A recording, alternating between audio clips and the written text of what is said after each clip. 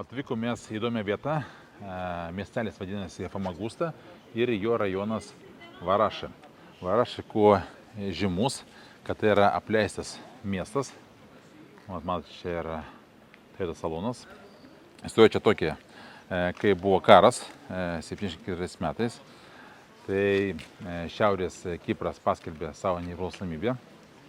Tai va, ir po to buvo karas, įsikišo jungtinės tautos ir jie taip sutarė, kad tas miestas Famagusta ir jo rajonas Varaša negali būti naudojamas.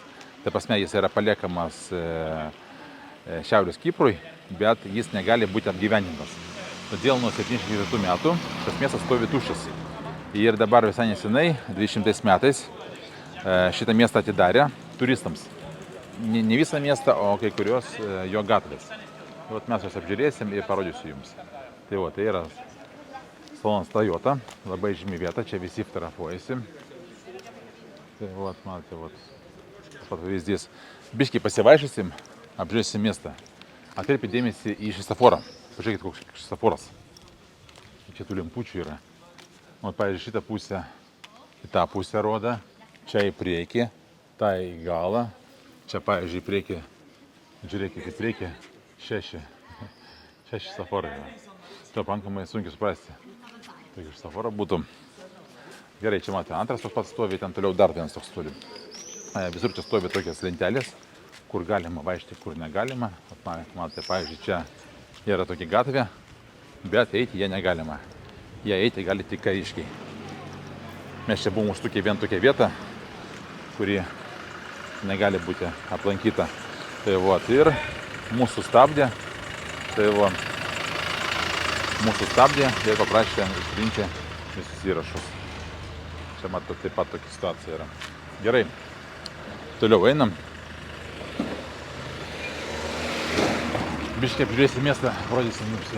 Čia yra Barclays bankas, tikriausiai daugeliam lietuviam pažįstamas. Daugelis lietuvių, kurie gyvena Britanijoje, ten turi sąskaitas. Taip, toliau einam. Ar jūs buvote tokiuose miestuose? Night safe. Ką tai reiškia? Čia, kai suprantu, kažką, nežinau, tai yra raktas, toks seifas. Seifas, tiesiog iš lauko prieinamas. Gerai. Ar jūs buvote tokiuose apleistuose miestuose? Aš tikrųjų antrą kartą. Vieną kartą aš buvau Latvijoje, ten tos miestelis vadinasi Skrunda 1. Tai buvo anksčiau sovietinis karinis miestelis. Po to, kai sovietai išėjo, tą miestą apleido. Tai kažkoks vietinis verslininkas tą miestą nupirko. Žadėjo ten kažkaip jį restauruoti ir apgyvendinti. Po to sugalvoti padaryti kažkokį muziejų, bet jam nieko neišėjo. Tai stovėjęs toks apleistas, tai aš ten per tvorą perlipau ir biškį pažiūrėjau. O dabar, kaip man žinoma, tas miestas yra perduotas kariškiams ir ten dabar jie daro kažkokias pratybos karinės. Tai dabar ten tikriausiai dar sunkiau papulti. Taip, Kodak ženkliukas yra, langai išdaužyti, daug kur langų nėra. Iš tikrųjų būtų įdomu ten pavaikščioti pačiam name, bet kaip matau, namas visas išdaužytas, viskas, kas buvo gera, iš jo yra pavogta. Tai iš tikrųjų ten nieko gero ir nėra. Tai paėmėm toliau. Per šitą miestą galima peškom vaikščioti. Iš tikrųjų, aš galbūt rekomenduočiau, bet taip pat galima su dviračiu. Dviračio kainos yra 200 lyrų turkiškų, tai yra apie 4 eurus. Dalinkit iš 50, bet kursas gali, aišku, keistis. Čia pašto dėžutė britiška dar stovim. Tai taip pat galima važiuoti su paspirtukas elektriniais. Jo kaina yra, man atrodo, 850 lyrų, dalinkite iš 50. Taip pat galima su golf karu, golfo mašinėlė važiuoti.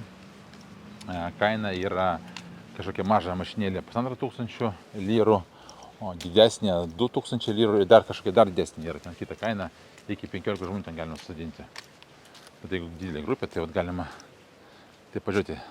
Bet aš nelabai suprantu, ar ten tu pats vairuosi tą mašinėlę, arba bus kažkoks vairuotojas.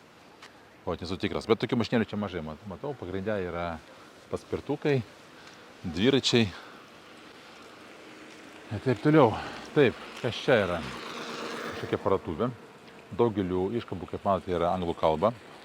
Visų pirma, čia buvo britiška kolonija.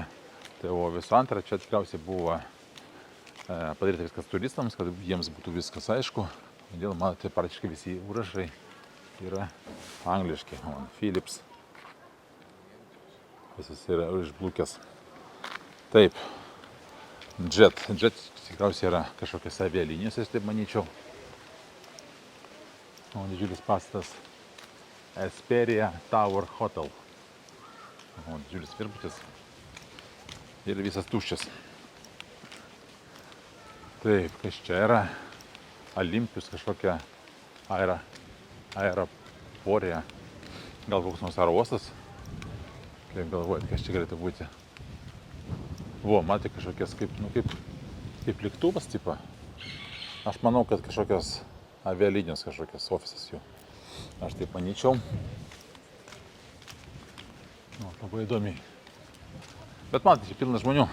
Iš tikrųjų, tai yra viena iš tų vietų, jeigu jūs atvažiavote į Šiaurės Kiprą, aš manau, kad būtina apsilankyti, apžiūrėti, kaip atrodo miestas, kuriame daugiau negu 50 metų niekas negyvena. Bet aš manau, jeigu Lietuvoje tai būtų, aš galvoju, kad pastai būtų žymiai daugiau apleisti, nes matėte, kaip žolė yra, bet pačiam ant pačių namų jokių medžių neauga, žolių nėra, jis nėra apsamanojęs. Ta prasme, šiaip tai, neblogam stovė, aš pasakyčiau, kaip namų 50 metų nenaudojamo. Ir vat. Bet aš manau, kad čia yra sausas klimatas ir galbūt nelabai ten žolės auga. Matėte, tokie ženkliukai visur stovi. Iš tikrųjų, čia stovi ne tik tai jie čia, bet ir po visą Kiprą, kai važiuoja. O tokie ženkliukai stovi, kariškės. Ir parašyta Forbidden Zone. No photo ir taip toliau. Čia matė nėra no photo, bet iš tikrųjų yra čia kurie pastatai, kurie, pavyzdžiui, šitas pastatas galim fotografuoti, sekančių negalima, po to kitą vėl galima. Tai čia galim tyčia kažką netą fotografuoti. Man čia buvo, aš prieš tai filmavau irgi, filmavau tokį pastatą, ten kažkokią, arba kažkokią ambasadą, man atrodo, nežinau, Slovenijos ar kažko. Tai irgi ten man iššoko kažkoks kariškis, sako, no foto, bet aš ten apsimečiau už langų ir sakau, jo, tokių nuotraukų, išėjau toliau. O šiaip supratau, jie ten prašo ateik čia, viską ištrinkit ir taip toliau. Taip, žiūrėkit, čia toks įdomus pastatas. Aš, kai suprantu, turkai čia važiuoja ant Britų ir sako, kad šitas pastatas dar senais laikais, prieš 300 metų, Osmanų laikais, buvo atiduotas bažnyčiai ar kažkas panašaus. Ir šitas pastatas negali būti naudojamas kaip komercinis pastatas. O negeri Britai 13 metais kažką ten padarė su popieriais ir šitą teritoriją pasėmė savo, pardavė ir padarė kažkokį namą. Ir jie sako, žiūrėkit, čia įrodymai, kažkokie popieriai, kur visi įrodymai yra, kad šitas pastatas negali būti naudojamas ir kad čia negeri okupantai, ką pridirbo. Tai čia tokių pastatų ne vienas yra, kur Britai kažką ne taip padarė. Ten matėte visais popieriais, visais įrodymais, kas čia buvo. Taip, čia toks pastatas stovi Fairways. Taip, toliau kavinės yra, didžiulė kavinė.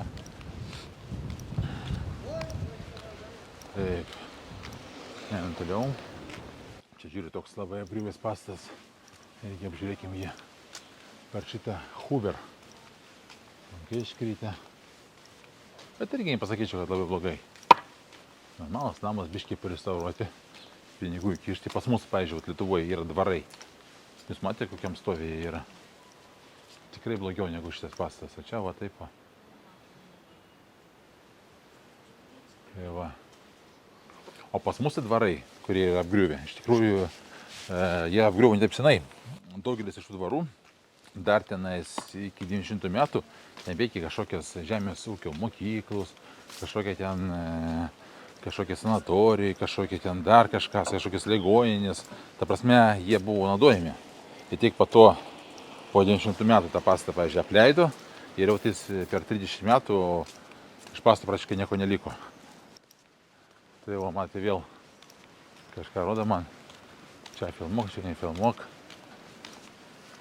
Taip, kas čia yra? O, čia dar nebuvau. Čia pavaikščiokim. Famagusta taverna. Va, taverna. Toks pastas gražus.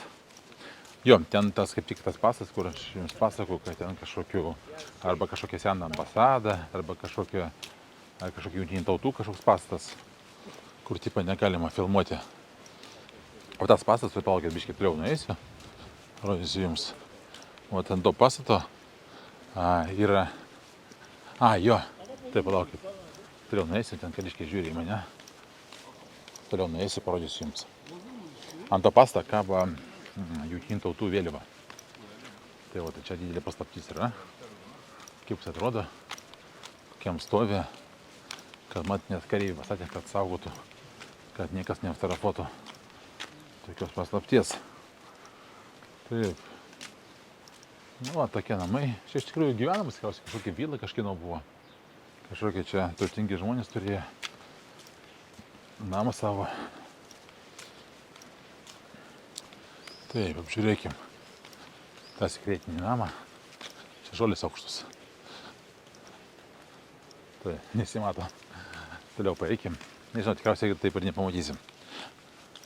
Didelis pastatas ir ant jo kaba vėliava. Nu, čia matė kaip iš tos pasakos apie kažkokią princesę, kur įsigėlė jau tokia kabliuką ir užmininkas 100 metų. Tai ten irgi buvo, kad apaugusi pilis ir tik kažkoks tai drąsus princas gali ten užlysti, pabučiuoti princesę. Tai va taip atrodo, irgi matė apausis, neįmanoma įeiti į pastatą. Čia matė statė ir tikriausiai nespėjo pastatyti. Ir stovi toks nepastatytas. O čia va tie golfkarai, kur žadėjau, man atrodo, kur kainuoja 2000 lyrų. O taip, matė, važiuoja greitai. Čia pasmetą. Na, vat viską užfiksavau. Nu, matė, tokie vyrai negeri. Dar rūksta. Nu va, tas pastatas. Va, matė, didelis namas, ten aukštas. Ten daugelį namą nesimato, didžiai dalį. Bet matė vėliavą. Jungtinių tautų vėliavą. Tai vat paslaptis yra. Ir dar matė, va, parašyta. You on. On tikriausiai. Ir žiūrovai stovi, matė? Stovi žiūrovai ir stebi. Visus stebi. Bet iš tikrųjų dabargi yra tie visi Google mapai, kiti palydovai, kur galim pamatyti viską.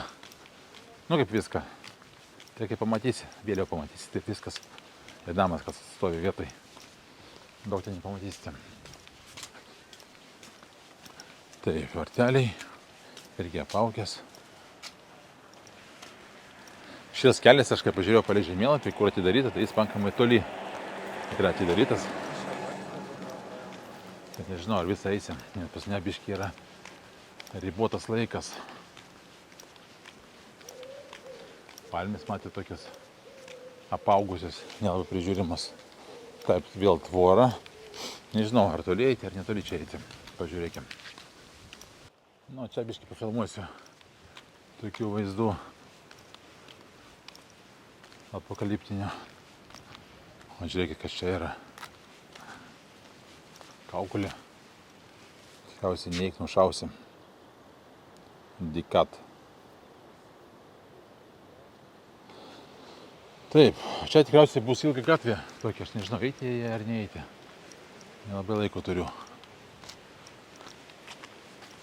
Dar biškį pastatų apleistų. Pažiūrėkit tos balkonus. Irgi matėte, statė namą, jį gal nepastatė ir taip ir liko. Dar biškį jums vaizdų. Ten, kaip suprantu, žiūrėkit, namas gyvenamas. Bet aš ten mačiau daug sukinėjęs ten kariškiai. Tai galbūt ten kariškiai gyvena. Ir anksčiau kelias ėjo taip tiesiai, bet dabar padarė visokių ženklų ir tiesiai nepraleidžia. sako, eikite aplinkui. Tai va, tai galbūt namą užėmė kariškiai. Prieky matau kažkoks tai ženkliukas, galbūt vėl negalim filmuoti, tai tikriausiai kamerą to išjungsiu.